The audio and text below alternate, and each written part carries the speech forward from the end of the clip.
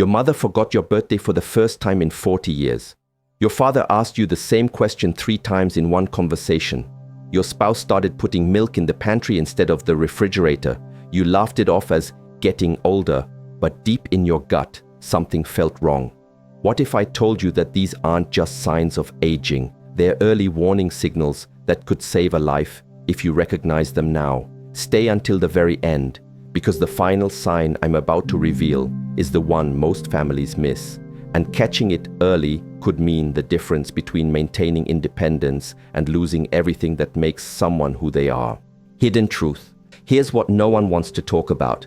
Dementia doesn't announce itself with dramatic memory loss. It creeps in quietly, disguising itself as normal aging, stress, or just being tired. By the time most families recognize what's happening, precious time has already been lost. The truth is, your brain starts changing years before the obvious symptoms appear, and there are subtle signs that most people dismiss or rationalize away. I've spent years studying neurodegenerative diseases, and I've watched countless families struggle with the devastating realization that they missed the early warning signs. The guilt, the regret, the constant wondering, what if we had caught it sooner? This isn't about fear-mongering, this is about empowerment, because when you know what to look for, you can take action that could slow progression, improve quality of life, and give families precious time to prepare and connect. The heartbreaking reality is that dementia affects over 55 million people worldwide, and every 3 seconds, someone develops dementia. But here's what gives me hope. Early detection can make a profound difference. When caught in the earliest stages, there are interventions, lifestyle changes, and treatments that can significantly impact the trajectory of the disease. Forgotten names. The first sign isn't what you think. Everyone expects memory loss to be about forgetting names or misplacing keys. But the earliest indicator is actually much more subtle. It's the gradual loss of recent memories while distant memories remain crystal clear. Your loved one might remember every detail of their childhood home, the smell of their mother's cooking, or the words to songs from 50 years ago, but they can't remember what they had for breakfast or whether they took their medication this morning. This selective memory loss happens because dementia typically affects the hippocampus first, the brain region responsible for forming new memories. It's like having a broken record player that can still play old records perfectly but can't record anything new.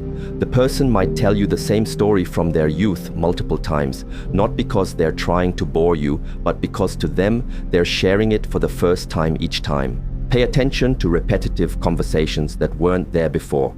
When someone asks the same question multiple times within a short period, or shares the same news as if it's fresh information, their brain is struggling to encode new information. This isn't the normal senior moment we all experience. It's a pattern that becomes increasingly frequent and noticeable. Watch for confusion about recent events while maintaining clarity about the past. They might not remember a conversation you had yesterday, but can recite their wedding vows word for word. They might forget they already ate lunch, but remember exactly how their mother made apple pie 70 years ago. This selective preservation of distant memories, combined with the inability to form new ones, is one of the most reliable early indicators. Social withdrawal. The second sign breaks my heart every time I see it. The gradual retreat from social connections. This isn't about becoming slightly less social as we age. This is about someone who was once the life of the party, who organized family gatherings, who never missed a friend's birthday, slowly beginning to isolate themselves from the people and activities they once loved. What's happening inside their mind is a growing awareness that something isn't right, even if they can't articulate it. They start avoiding social situations because they're afraid of embarrassing themselves, of forgetting names, of losing track of conversations. The fear of being found out becomes overwhelming, so they create distance to protect themselves from judgment and confusion. You might notice they stop calling friends they've spoken to weekly for decades. They might decline invitations to gatherings they previously looked forward to. They might stop participating in hobbies or volunteer work that once brought them joy. This withdrawal isn't depression, though it often gets misdiagnosed as such. It's a protective mechanism. their brain's way of avoiding situations that feel increasingly challenging and unpredictable. The tragedy is that social isolation accelerates cognitive decline. The brain needs social stimulation to stay healthy, but the very symptoms of early dementia drive people away from the social connections that could help slow its progression. It becomes a vicious cycle. The more they withdraw, the faster the decline, and the faster the decline, the more they want to withdraw. Pay attention to changes in social patterns that seem out of character. When someone who was always socially engaged starts making excuses to avoid gatherings, when they stop reaching out to friends, when they seem uncomfortable in social situations that used to energize them, don't assume it's just aging or mood changes. It might be their brain's early warning system telling them that social interactions are becoming too challenging to navigate safely. Language struggles. The third sign is heartbreaking in its subtlety, the slow erosion of language abilities. This isn't about occasionally forgetting a word or calling something by the wrong name. This is about watching someone who was once articulate and eloquent begin to struggle with finding the right words, following conversations, or expressing complex thoughts. It starts with what seems like harmless word-finding difficulties. They might pause mid-sentence, searching for a word that's right on the tip of their tongue but won't come. They might substitute words that sound similar or use vague terms like "that thing" or "you know what I mean" when they can't access the specific word they need. These moments become more frequent and more frustrating for everyone involved. But the real indicator is when they start avoiding complex conversations altogether. Someone who once engaged in deep political discussions, philosophical debates, or detailed storytelling begins to stick to simple, surface-level exchanges. They might nod along in conversations without really participating, or they might change the subject when discussions become too intricate for them to follow or contribute to meaningfully. Listen for changes in their writing as well. Letters, emails, or even simple notes might become shorter, simpler, or contain unusual word choices or grammatical errors that weren't there before. The complexity of their communication gradually diminishes as their brain struggles to access and organize language in the sophisticated ways it once did effortlessly. What's particularly challenging is that people in early stages often become skilled at hiding these difficulties. They develop strategies to work around their language struggles. They might smile and nod more, ask others to speak first so they can follow their lead, or steer conversations toward familiar topics where they feel more confident. But underneath these adaptations, the foundation of their communication abilities is quietly shifting. Time confusion.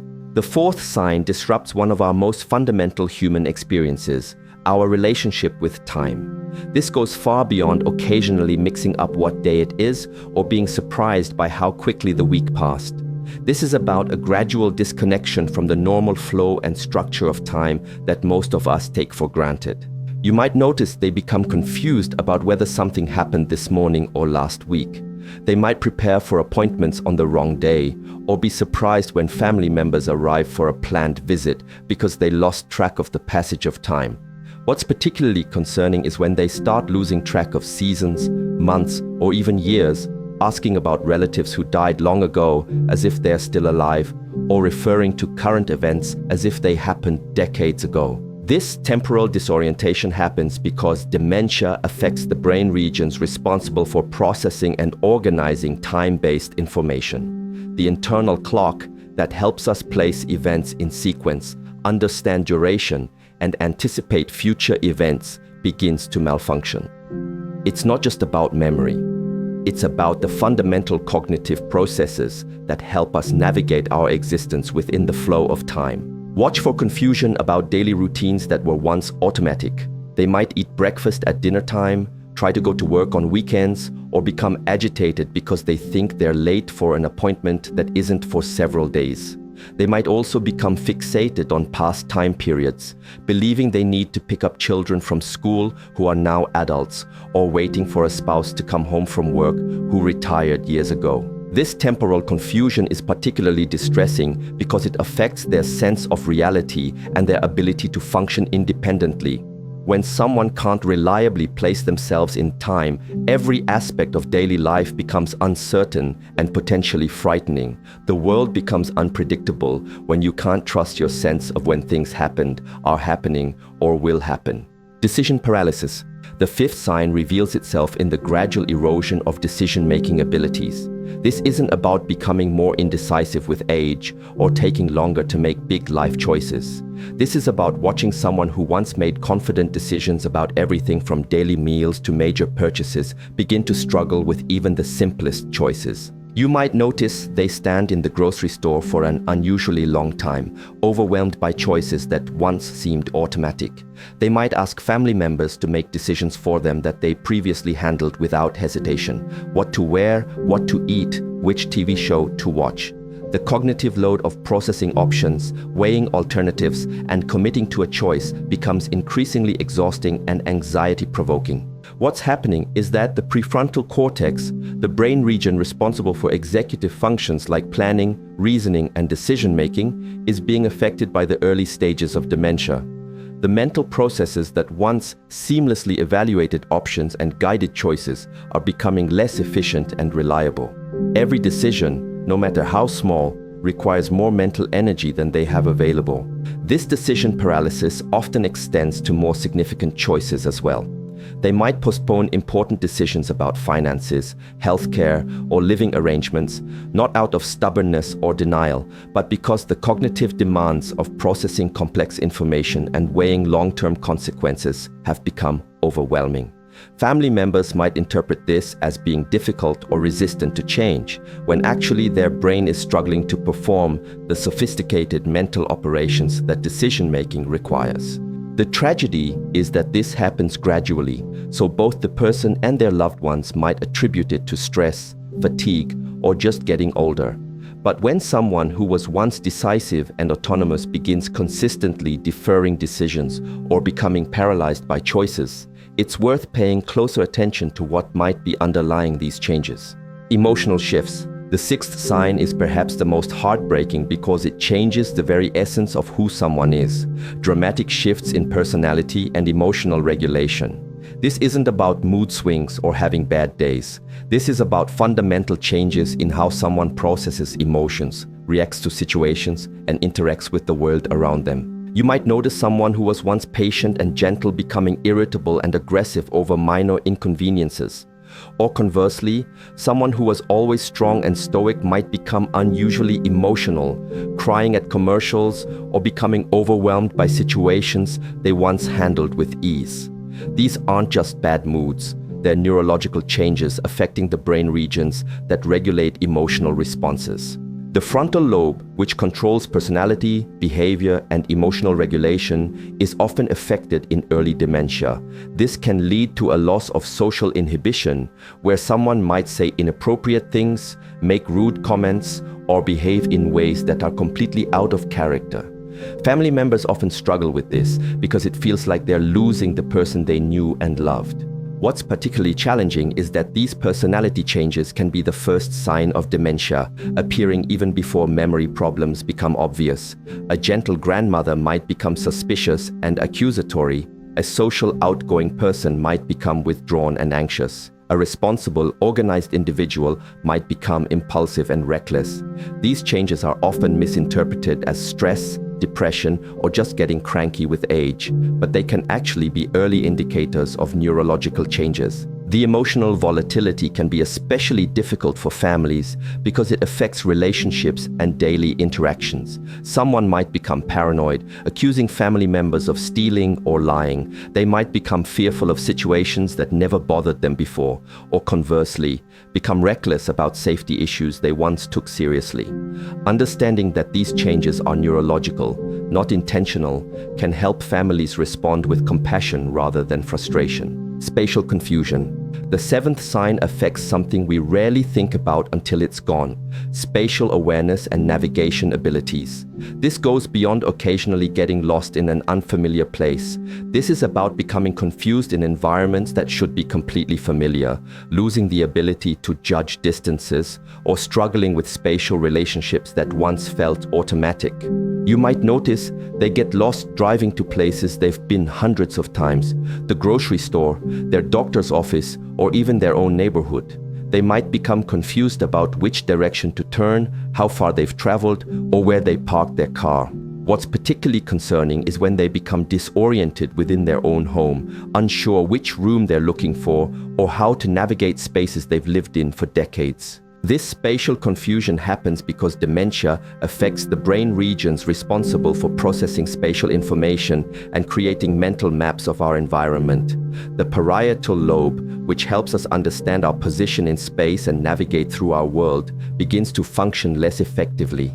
The internal GPS system that most of us rely on without thinking starts to malfunction. Watch for difficulties with depth perception and spatial judgment. They might have trouble parking their car between the lines, misjudge distances when reaching for objects, or become confused about the relationship between different rooms in their house. They might also struggle with activities that require spatial skills, like setting the table properly, organizing belongings, or following maps or directions. This spatial disorientation can be particularly frightening and dangerous. Getting lost while driving can put both the person and others at risk. Becoming confused about their location can lead to panic and unsafe attempts to find their way home.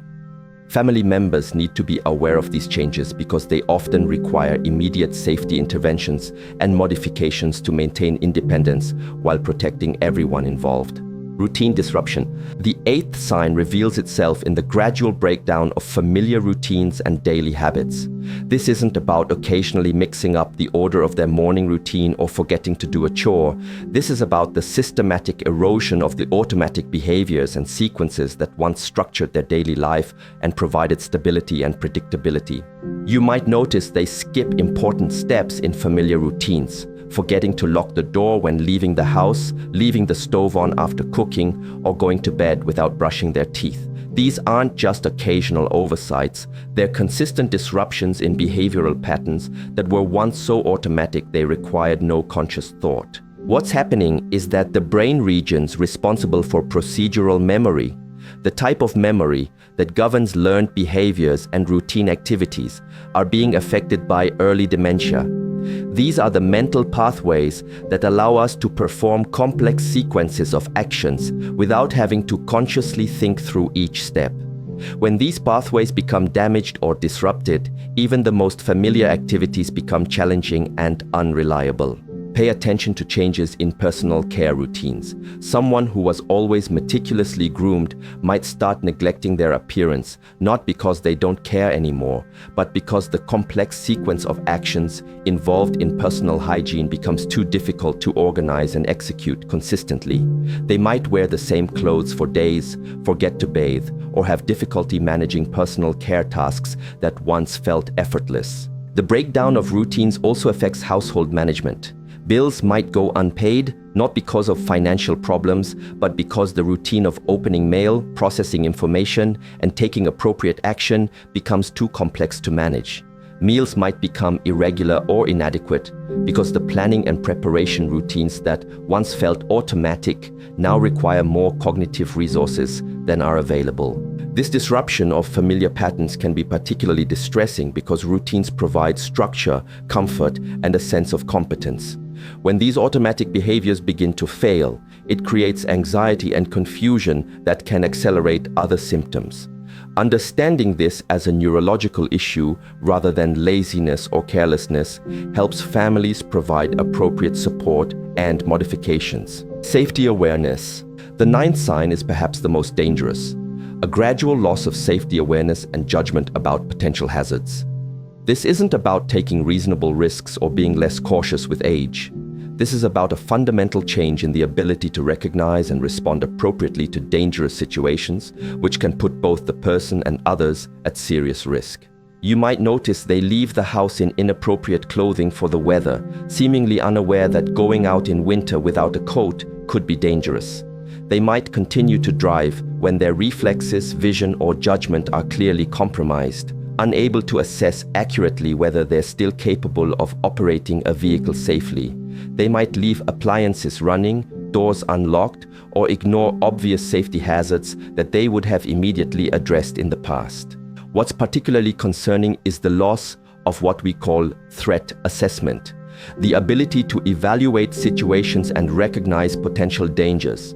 Someone might open the door to strangers, share personal information with callers who are clearly running scams, or agree to financial arrangements that are obviously disadvantageous. Their internal warning system that once protected them from exploitation and harm begins to malfunction. This happens because dementia affects the brain regions responsible for executive function, reasoning, and judgment. The sophisticated mental processes that help us evaluate risks, consider consequences, and make safe choices become less reliable. The person isn't being stubborn or difficult. Their brain is literally losing the ability to process safety information effectively. Watch for changes in financial judgment as well. Someone who was once careful with money might start making impulsive purchases, falling for obvious scams, or being unable to manage their finances appropriately. They might give away money to questionable charities, make poor investment decisions, or become confused about their financial situation in ways that make them vulnerable to exploitation. The safety implications of this symptom make it particularly urgent to address.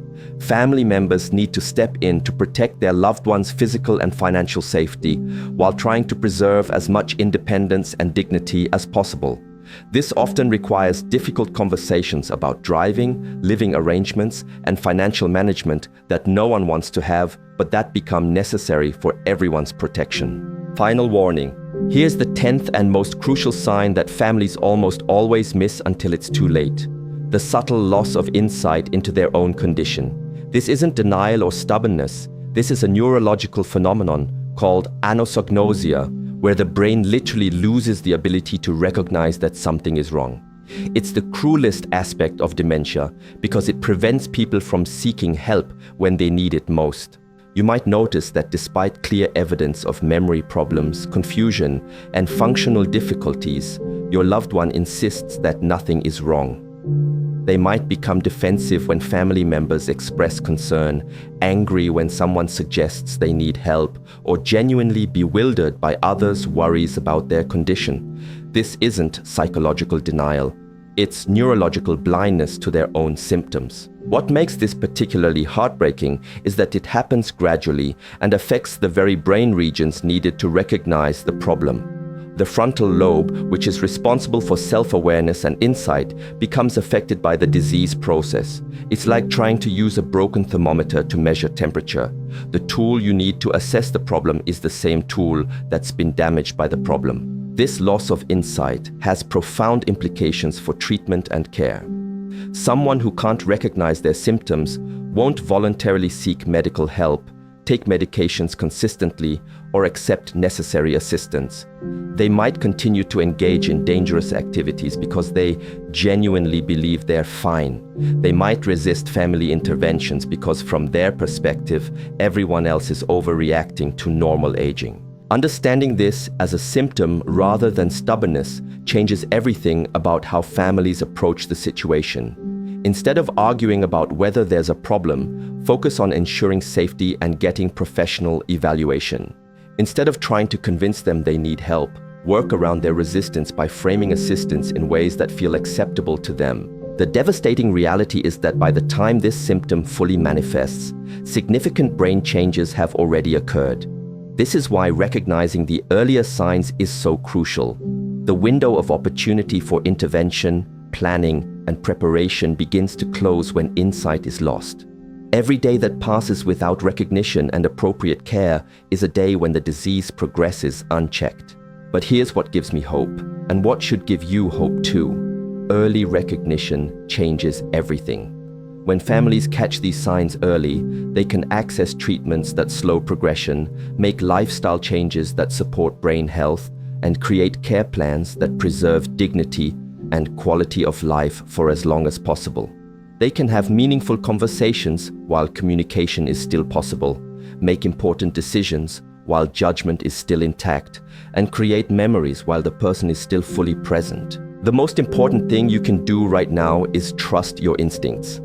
If something feels different, if you're noticing changes that worry you, don't dismiss them as normal aging. Don't wait for symptoms to become obvious to everyone. Don't let fear or denial prevent you from seeking answers. The earlier you act, the more you can do to help your loved one maintain their independence, safety, and quality of life. Every person deserves to live their final years with dignity, surrounded by love and supported by people who understand what they're going through. Recognition is the first step toward compassion, and compassion is what transforms this difficult journey from a tragedy into an opportunity for deeper connection, profound love, and meaningful moments that will sustain families long after the disease has taken its toll. If you recognize these signs in someone you love, please don't wait. Reach out to healthcare professionals, connect with support resources, and remember that you're not alone in this journey. There are treatments available, support systems in place, and hope to be found even in the midst of this challenging diagnosis. The person you love is still there, still deserving of respect and care, still capable of moments of joy and connection, even as their brain changes. Your awareness, your compassion, and your action today could be the difference between years of unnecessary confusion and years of supported, dignified living. Don't let these signs go unnoticed. Don't let this moment pass without taking the steps needed to protect and support someone you care about.